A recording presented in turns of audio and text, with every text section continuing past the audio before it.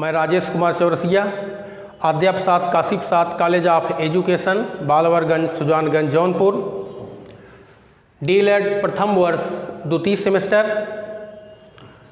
विषय है वर्तमान भारतीय समाज एवं प्रारंभिक शिक्षा। आज का टॉपिक है शिक्षा की संकल्पना, अर्थ, प्राचीन तथा अर्वाचीन महत्व। शिक्षा की संकल्पना, कॉन्सेप्ट ऑफ एजुकेशन। शिक्षा मानव विकास का मूल साधन है। इसी के द्वारा, शिक्षा के द्वारा मानव अपनी जन्मजात शक्तियों का विकास, अपने ज्ञान एवं कौशल में वृद्धि तथा व्यवहार में परिवर्तन ला सकता है तथा स्वयं को सभ्य, सुसंस्कृत एवं योग्य नागरिक बना सकता है या बनाया जा सकता है। तो वस्तुतः शिक्षा अपने परिष्कृत एवं शुद्ध रूप से मानव को विवेकशील बनाती है। मानव जीवन में, मानव विकास में शिक्षा के महत्व को बताते हुए प्रसिद्ध शिक्षा शास्त्री जॉन लॉक ने कहा है, जिस प्रकार पौधों का विकास खेती की अच्छी जुताई से होता है, उसी प्रकार मानव का विकास शिक्षा के द्वारा होता है। तो शिक्षा की संकल्पना के अध्ययन से हमें स्पष्ट निम्नलिखित बिंदुओं को और स्पष्ट होता है। पहला पॉइंट है, शिक्षा मानव के विकास का प्रयास है। Education an attempt to development. दूसरा, शिक्षा प्रशिक्षण कार्य है। Education is an training. तीसरा, शिक्षा मार्ग प्रदर्शन है। Education is direction. और शिक्षा समग्र अभिवृद्धि है। Education is integrated growth. Next point है, शिक्षा व्यवहार का रूपांतरण है। Education is modification of behaviour. शिक्षा मुक्ति है। शिक्षा मुक्ति है क्योंकि उपनिषद में और शंकराचार्य ने भी कहा है, स शिक्षाया विमुक्तये। शिक्षा उत्पाद है। एजुकेशन इज ए प्रोडक्ट, क्योंकि शिक्षा के माध्यम से हम शिक्षित जब बनते हैं तो तरह तरह के उत्पाद और तरह तरह के अपने मस्तिष्क का विकास करते हैं। शिक्षा प्रभाव है। Education is influence. तो शिक्षा की यदि हम संकल्पना के विषय में अध्ययन करने के बाद हम आगे शिक्षा के प्राचीन तथा अर्वाचीन अर्थ के विषय में अध्ययन करेंगे, तो सबसे पहले शिक्षा की प्राचीन संकल्पना के विषय में अध्ययन किया जाएगा। तो प्राचीन भारत में शिक्षा, विद्या को शिक्षा कहा जाता था। विद्या शब्द की उत्पत्ति विद्ध धातु के अप्रत्यय लगने से बना हुआ है और जिसका अर्थ होता है ज्ञान और या जानना। विद्या शब्द विद्ध धातु से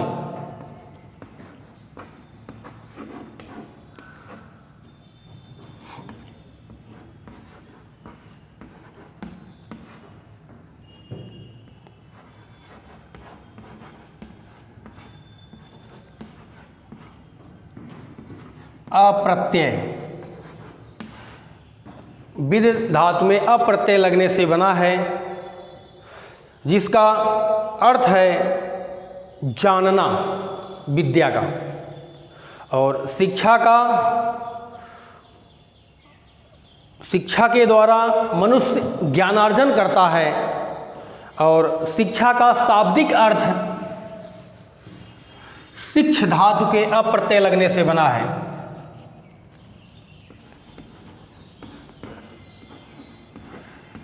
शिक्षा शब्द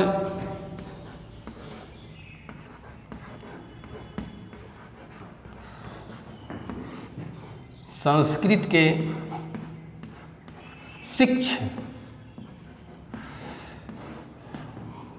शिक्ष धातु, इसमें भी अप्रत्यय लगा हुआ है, अप्रत्यय। तो शिक्ष का जो अप्रत्यय लगने से बना है, शिक्ष का तात्पर्य होता है सीखना एवं सिखाना। इस दृष्टि से शिक्षा की प्रक्रिया है जिसमें सीखने और सिखाने की प्रक्रिया आजीवन चलती है। और शिक्षा को अंग्रेजी में एजुकेशन कहते हैं। एजुकेशन शब्द लैटिन भाषा के एजुकेटम शब्द से बना है। एजुकेटम शब्द भी ई और ड्यूको दो शब्द मिलकर बना है। ई का अर्थ होता है अंदर से, ड्यूको का अर्थ होता है बाहर की ओर। तो शिक्षा, इसलिए एजुकेशन का शाब्दिक अर्थ है कि अंदर से बाहर की ओर। तो अतः एजुकेशन का अर्थ बालक की आंतरिक शक्तियों को बाहर की ओर प्रकट करना ही शिक्षा है। तो ये शिक्षा का शाब्दिक अर्थ है प्राचीन। और प्राचीन समय में जो शिक्षा दी जाती थी वो गुरुकुल आश्रमों में या एकांतवास, जहाँ पे शांत प्रिय वातावरण हो, उस जगह पे शिक्षा दी जाती थी। उस समय जो शिक्षा दी जाती थी वो अध्यापक केंद्रित शिक्षा थी। अध्यापक जो कुछ भी सिखाता था, छात्र जो है अक्षरशः उसे सीखता था। और यहाँ तक कि एक प्रकार से रटंत विद्या का प्रचलन था। बालक जो कुछ भी गुरुजी के माध्यम से बताया जाता था उसे कंठस्थ कर लेते थे, विशेष रूप से तर्क वितर्क किए बिना। तो उस समय की जो शिक्षा की संकल्पना थी वो बालक के व्यक्तित्व का वास्तविक विकास करने में असमर्थ थी, या कह सकते हैं कि वो शिक्षा की एक प्राचीन संकल्पना थी या प्राचीन अर्थ था जो कि उस समय प्रचलित थे, उस समय की देश काल परिस्थितियों के अनुरूप। क्योंकि उस समय की जो व्यवस्था थी, जो संसाधन थे, उस समय बहुत ही लिमिट संसाधन थे। जैसा आज सब शिक्षा के क्षेत्र में बहुत सारे संसाधन, विद्यालय, पुस्तकालय, फील्ड, खेल कूद की सामग्री, सब कुछ समाहित कर दिया गया है। पहले इतना संसाधन उपलब्ध नहीं था, सीमित संसाधन थे। सीमित संसाधन में शिक्षक बालकों को शिक्षा जो कुछ उनसे अच्छे ढंग से बनता था आदर्श पूर्वक शिक्षा देते थे और बालक जो है शिक्षा को ग्रहण करते थे। तो शिक्षा की जो अवधारणा है, तो शिक्षा व्यापक अर्थ में और शिक्षा की संकुचित अर्थ में, दो अर्थों में प्रयोग होता है। सबसे पहले हम शिक्षा के संकुचित अर्थ के बारे में आपको बताएंगे। तो शिक्षा की अवधारणा, जो संकुचित अवधारणा है, शिक्षा के द्वारा बालक में के अंदर स्कूल में दी जाने वाली शिक्षा को हम स्कूली जो शिक्षा कहते हैं, हम उसे हम संकुचित शिक्षा के अंतर्गत रखते हैं। दूसरे शब्दों में हम कह सकते हैं बालक को निश्चित योजना के अनुसार निश्चित शिक्षक, निश्चित शिक्षार्थी, निश्चित पाठ्यक्रम, निश्चित कालांश, टाइम टेबल के अनुसार और निश्चित शिक्षण विधियों के माध्यम से ज्ञान प्रदान किया जाता है। तो इस प्रकार की शिक्षा संकुचित शिक्षा कही जाती है या सीमित शिक्षा कही जाती है। इस शिक्षा केवल विद्यालयों में दी जाती है। इस शिक्षा के पाठ्यक्रम सीमित होते हैं और उन्हीं पाठ्यक्रमों को शिक्षक के माध्यम से पूरा किया जाता है।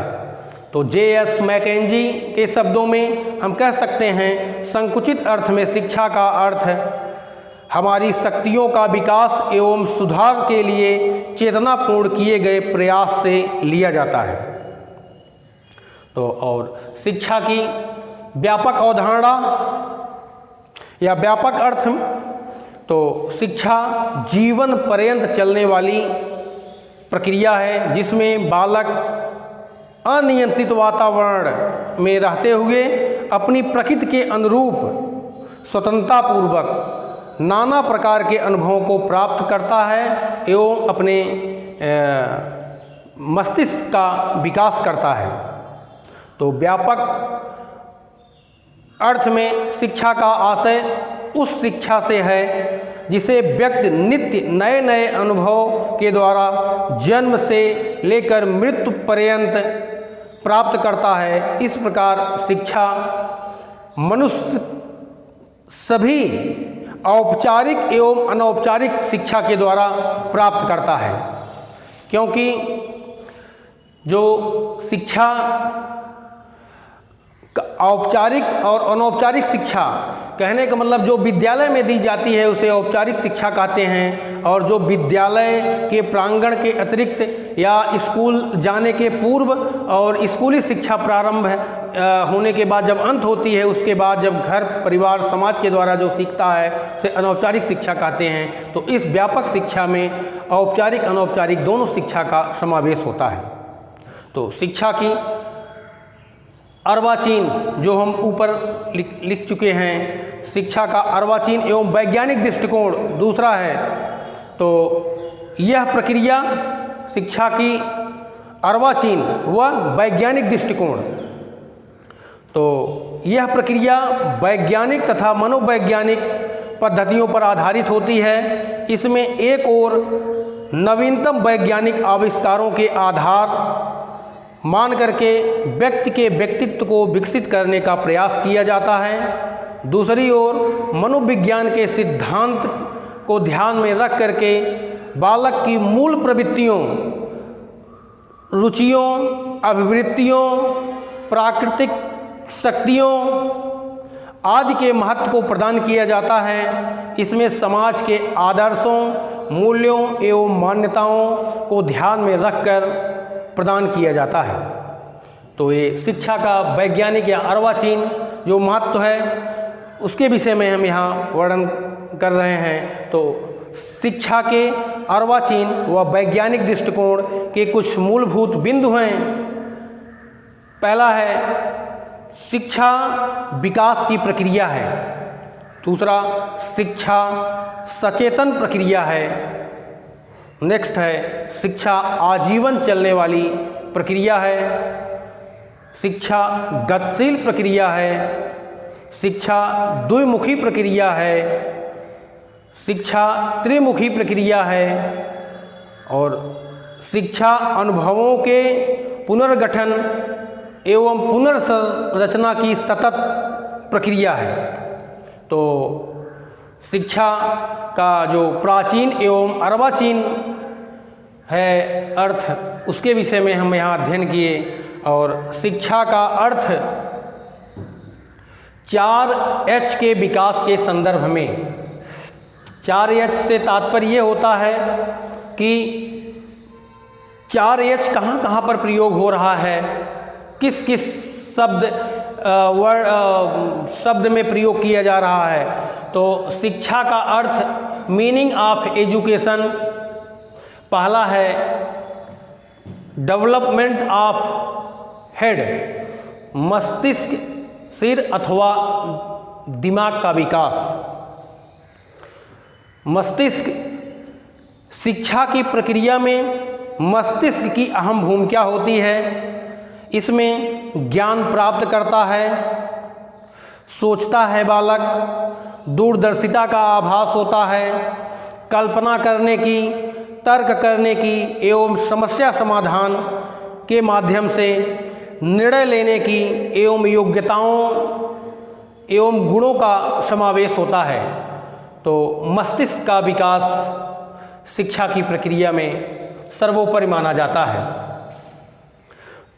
और हृदय का विकास, डेवलपमेंट ऑफ हार्ट। आधुनिक शिक्षा में व्यक्ति के भावात्मक पक्ष पर विशेष बल दिया जाता है, जिसमें बालक के व्यक्तित्व के विकास में जो हृदय है, अंतःकरण के विकास से, अंतःकरण के प्रशिक्षण से बालक की मूल प्रवृत्तियों का अच्छे से विकास होता है, उनकी मूल प्रवृत्तियों का शिक्षा के माध्यम से विकास किया जा सकता है। तो हृदय का विकास बहुत ही परम आवश्यक है। और हाथ का विकास, डेवलपमेंट ऑफ हैंड। हाथ यहाँ पर व्यावसायिक क्षमता का प्रतीक है। गांधी जी ने हस्तकला को शिक्षा पर विशेष रूप से बल दिया था। उन्होंने कताई, बुनाई और तरह तरह के लघु उद्योग, कुटीर उद्योग का विशेष रूप से महत्व दिया। उन्होंने कहा कि ये सब जब तक हाथ का विकास नहीं होगा, हैंड का प्रशिक्षण नहीं दिया जाएगा, हस्तकलाओं में पारंगत नहीं होंगे बालक, तब तक बालक के मानवोचित गुणों का विकास नहीं हो सकता है। तो इसलिए हाथ का विकास तीसरे प्रकार के एस के अंतर्गत आता है। फिर स्वास्थ्य का विकास, डेवलपमेंट ऑफ हेल्थ, इसे चौथे प्रकार 4H हम कह सकते हैं। तो स्वास्थ्य के बिना शिक्षा अधूरी है। स्वास्थ्य के दुर्बल होने से मस्तिष्क, हृदय और हाथ उचित प्रकार से कार्य नहीं कर सकते, विकास नहीं कर सकते। इसलिए स्वास्थ्य का विकास सबसे ज़्यादा महत्वपूर्ण है, क्योंकि यदि स्वास्थ्य नहीं होगा तो सब कुछ बेकार है। इसलिए स्वास्थ्य की शिक्षा बहुत ही आवश्यक है। तो आज बस इतना ही, शेष हम नेक्स्ट पीरियड में आप लोगों को पढ़ाएंगे। तब तक के लिए धन्यवाद।